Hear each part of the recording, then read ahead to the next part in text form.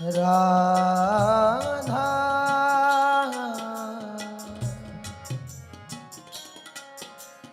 राधा राधा राधा राधा राधा राधा राधा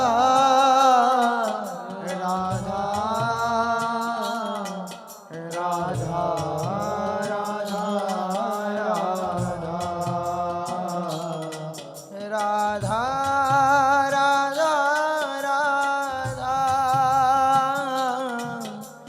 राधा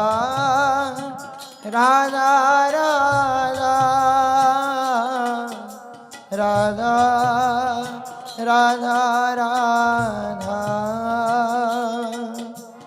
राधा राधा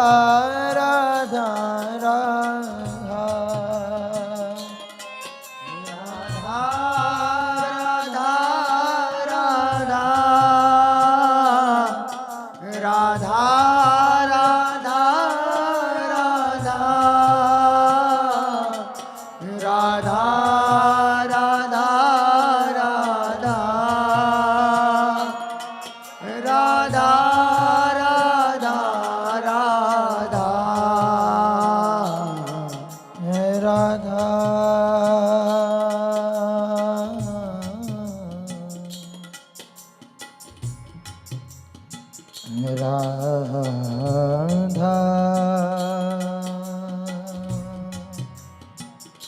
राधा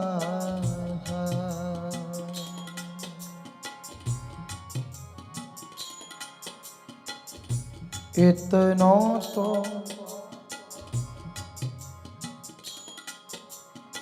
कबहू हसीने हो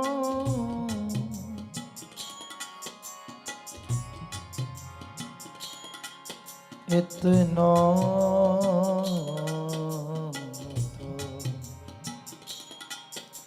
कबहू हसीने हो सुनहु कृपा